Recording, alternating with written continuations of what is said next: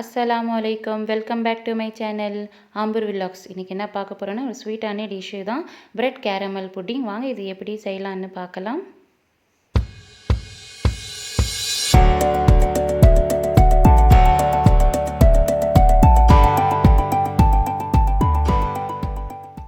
நான் ஏற்கனவே ஒரு பாத்திரத்தில் ஒரு கப் அளவுக்கு சுகர் எடுத்து போட்டிருக்கேன். இதில் கொஞ்சம் தண்ணி கூட ஆட் பண்ணிக்கோங்க.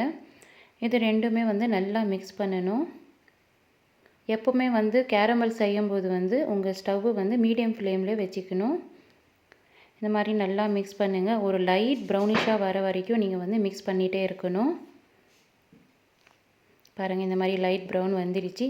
நீங்கள் எந்த பவுலில் புட்டிங் செய்ய போகிறீங்களோ அந்த பவுலுக்கு இந்த கேரமல் போட்டுக்கலாம். எப்போவுமே கேரமல் டக்குன்னு செட் ஆகிடுங்க. அதனால நீங்கள் சீக்கிரமாக போட்டுக்கணும். கொஞ்சம் லைட்டாக அப்படியே ஸ்ப்ரெட் பண்ணி விடுங்க. ஸோ அப்படியே வச்சிருங்க, அதுவே செட் ஆகிடும். நான் புட்டிங் செய்கிறதுக்கு பொருட்கள் பார்க்கலாம். ப்ரெட்டு எடுத்திருக்கேன், ஒரு கிளாஸ் அளவுக்கு பால், 1/2 கப் அளவுக்கு சுகர், இது வெண்ணிலா எசன்ஸ், 2 முட்டை. இப்போ ஒரு பவுலில் 2 முட்டை உடைச்சி ஊற்றிக்கிறேன்.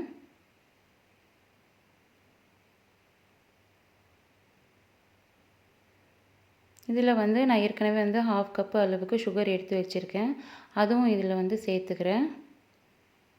ஸோ ரெண்டுமே நல்லா மிக்ஸ் பண்ணுங்கள். அந்த சுகர் கரையிற வரைக்கும் நாங்கள் மிக்ஸ் பண்ணிகிட்டே இருக்கணும். அப்போ தான் சீக்கிரமாக அந்த சர்க்கரை கரைஞ்சிடும். ஸோ இந்த மாதிரி பாருங்கள், ரெண்டுமே நல்லா கரைஞ்சிருச்சு, நல்லா மிக்ஸ் ஆகிடுச்சு. இப்போ நான் ஒரு 5 ஸ்லைஸ் ப்ரெட் எடுத்திருக்கேன். நீங்கள் நிறையா கூட எடுத்துக்கலாம். நான் 5 ஸ்லைஸ் தான் எடுத்திருக்கேன். இந்த 4 சைடும் நல்லா கட் பண்ணிடுங்க. இது அவ்வளோவா தேவையில்லை, அதனால் கட் பண்ணிடுறேன். நான் இந்த ப்ரெட்டை சின்ன சின்ன பீஸாக கட் பண்ணிக்கிறேன். கட் பண்ணி ஒரு மிக்ஸி ஜாரில் சேர்த்துக்கிறேன். அது கொஞ்சம் அரைச்சி எடுத்துக்கிறேன். இது ஒரு பவுலில் போட்டுக்கணும். இதில் நான் ஏற்கனவே ஒரு கிளாஸில் மில்க் எடுத்து வச்சுருந்தேன். அந்த பால் கூட இதில் ஆட் பண்ணிக்கணும்.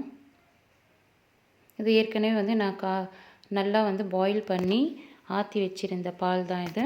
ஸோ நல்லா மிக்ஸ் பண்ணுங்கள். நான் முட்டையும் சுகரும் நல்லா பீட் பண்ணி வச்சுருந்தேன். அது கூட இதில் சேர்த்துக்கணும். சேர்த்துட்டு நல்லா மிக்ஸ் பண்ணுங்கள். நான் இதில் 1 டீஸ்பூன் அளவுக்கு வெனிலா எசன்ஸ் சேர்த்துக்கிறேன். வெனிலா எசன்ஸ் இல்லைன்னா நீங்கள் ரோஸ் வாட்டர் கூட ஆட் பண்ணிக்கலாம். இல்லைன்னா ஏலக்காய் பொடி கூட போட்டுக்கலாம். அந்த முட்டை வாசனை போகிறதுக்கு தான் இதெல்லாம் பண்ணுறோம். ஸோ பாருங்கள், இந்த கேரமல் ரெடி ஆகிடுச்சு. இதில் அந்த புட்டிங் சேர்த்துக்கிறோம். இந்த மாதிரி சேர்த்துக்கிட்டு நான் குக்கரில் ஒரு 2 கிளாஸ் அளவுக்கு தண்ணி ஊற்றிருக்கேன்.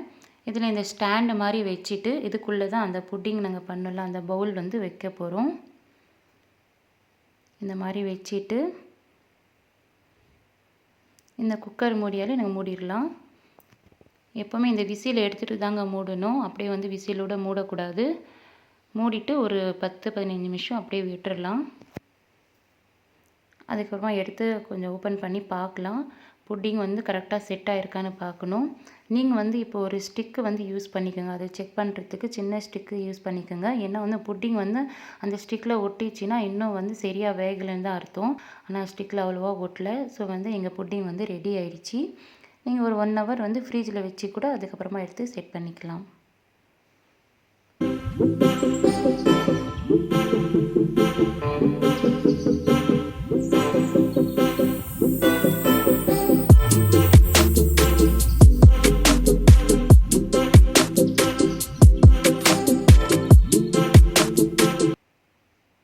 பாருங்கள், டேஸ்டியான பிரெட் கேரமல் புட்டிங் ரெடி ஆகிடுச்சு. நீங்களும் வீட்டில் செஞ்சு பாருங்கள், ரொம்ப டேஸ்ட்டாக இருக்கும். இந்த வீடியோ பிடிச்சிருந்தால் லைக் பண்ணுங்கள், ஷேர் பண்ணுங்கள், எங்கள் சேனலை சப்ஸ்கிரைப் பண்ணுங்கள். தேங்க்யூ.